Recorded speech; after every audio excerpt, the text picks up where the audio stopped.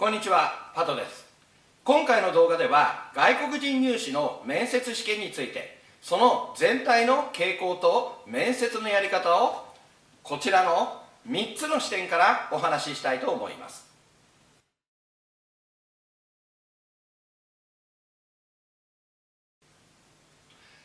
まず1つ目、全体的な傾向です。外国人入試の全体的な傾向を一言で言うと、はい、日本人の入試と同じです。ですので、日本人受験生が行っている対策と同じように準備をしていきましょう。実は日本の大学では、一般選抜と特別選抜の2種類の入試が行われます。一般選抜とは、英語や数学、理科や社会といった学科試験を受験して、その成績で選抜される入試のことを言います。それに対して特別選抜とは、受験生一人一人を評価して特別枠で選抜する入試のことを言います。例えばこちら、推薦型選抜、自己推薦型、スポーツ推薦型、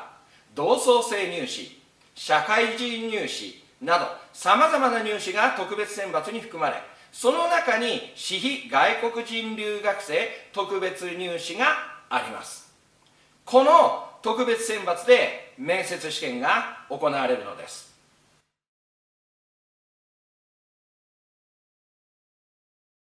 次に面接のやり方についてお話しいたします。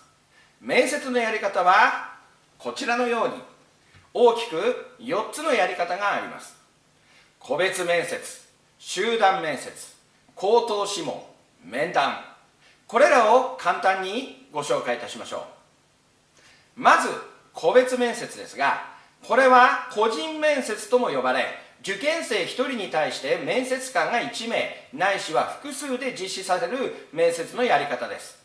面接試験と聞くと、まずこのやり方を想像する人がほとんどでしょう。この面接は特に出願者が少ない大学で実施される傾向があります。しかし、出願者が少ない理由は大学によって大きく違い、難関大学のように出願の時点で厳しい出願条件を出して出願者を少なくしている大学もあれば、あまり人気がなくて出願条件がなくても出願者が少ない大学もあります。これらの大学事情によって質問される内容も大きく変わってきます。詳しくは他の動画でお話ししますので、そちらをご覧ください。次に集団面接。これは別名グループ面接とも呼ばれています。受験生3人から5人同時に面接を行う試験です。これらの集団面接は出願者が多い一般大学で実施される傾向があります。例えば150人が出願して20人が合格するような大学の場合、一人一人面接する時間的な余裕がありませんので、このような集団面接を行うのです。また外国人留学生の出願者が少なくても、同じ日に日本人の特別選抜を実施するような大学では、やはり面接試験に割く時間的余裕がなく、集団面接を行う大学もあります。この集団面接は個別面接に比べ1人当たりの質問の数が限られてしまいます。そのため合格判定はこの面接よりも提出した書類や日本留学試験の成績、そして大学の個別の試験の成績が重視される傾向があります。ですので面接の対策も大事ですが、それ以上に試験対策をしっかりとやりましょう。そして今度は口頭試問。この口頭試問はよく面接と間違えられてしまいますが、実は面接とは全く違う試験になります。口頭試問とは高校レベルの知識を口頭で質問する試験になります。例えば理系の場合、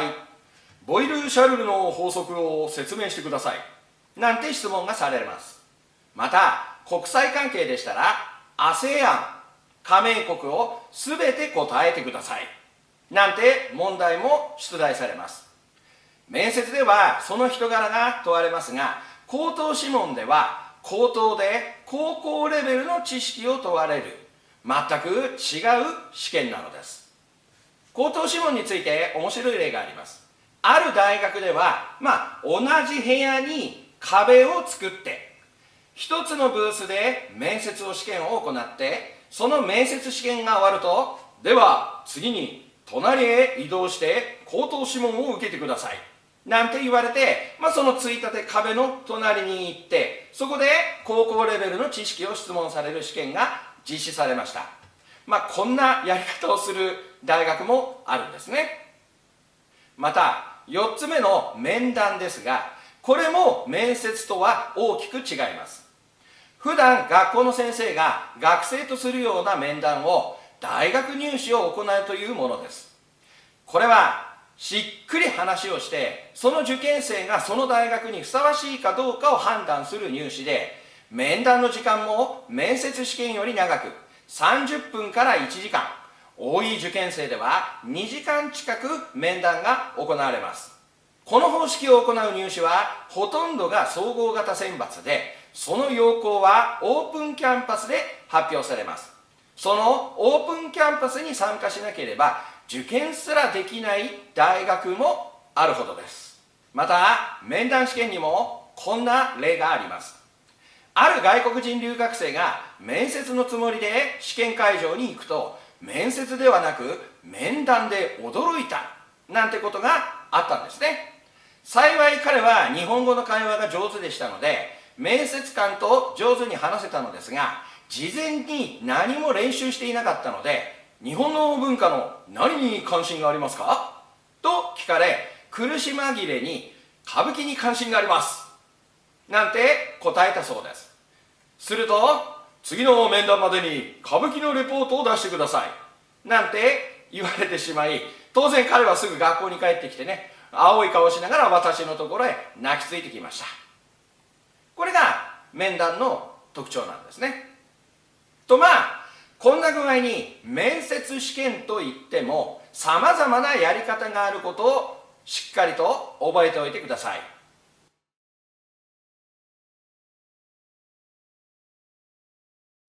そして最後に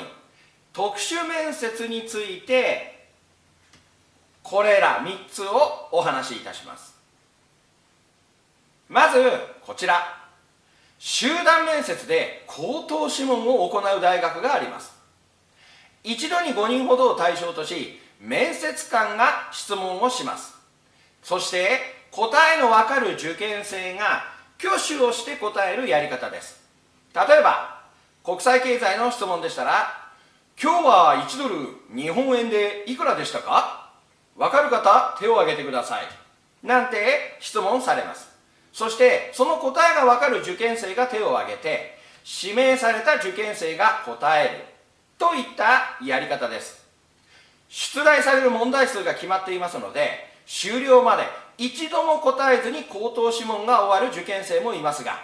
一度も答えられなくても口頭試問は終わってしまいます。とても厳しいですね。そんな受験生の場合、すぐにね、私のところに泣きながら電話をかけてきますが、このような口頭試問も実施されるのです。さらに集団面接では議論、ディスカッションやグループワークを行う大学もあります。グループワークなんてのは大学よりも就職試験で行われる印象が強いですが、大学入試でも実際に行われており、これは日本人だけでなく外国人留学生対象にも行われています。また中には特別選抜の他の日本人と同じグループにしてディスカッションさせる、そんな試験を行う大学もあります。もう就職試験と変わりませんね。また特殊な面接として集団面接からは少し離れますが、個別面接で数学の問題を解かせ、正解できたらどのように解いたのかを黒板またはホワイトボードの前で板書して説明させるなんて面接試験も行われます。この手の面接は特に理系の大学院の試験で多いのですが、学部の入試でも実際に行われています。要は論理的思考を見たいんですね。ずらりと並んだ大勢の教授の前で数学の公式を証明するなんて緊張しまくりです。また問題を説明させるだけでなくてプレゼンをさせるようなそんな大学入試もあることをしっかりと覚えておいてください。以上が特殊な面接のお話でした。さてここまでさまざまな面接のやり方と傾向をお話ししましたが、これはすべて外国人留学生の大学入試で行われる面接試験のお話です。面接と聞くと前述のようにすぐ個別面接を想像する受験生が大勢いますが、大学入試ではさまざまな方法で面接試験を行い、少しでも良い学生を合格させようとしてきます。ですので自分が希望する大学の面接試験が個別面接だと勝手に思い込んだりせず、事前に必ず調べるようにしてください。またこれらの面接試験を見ても分かる通り、大学に合格するためには日本語でのコミュニケーション能力が非常に重要です。日本の文部科学省は外国人が日本の大学専門学校に進学するには日本語教育の参照枠セファールの B1 以上の日本語コミュニケーション能力が必要だとしています。今紹介した面接試験の数々もセファールの B1 以上の日本語能力があれば日本語については問題ありません。大学に合格するなら文字語彙や文法といった言語知識ばかり覚えるのではなく、日本語コミュニケーション能力、特に会話の能力をしっかりと身につけるようにしてください。それが合格への近道となります。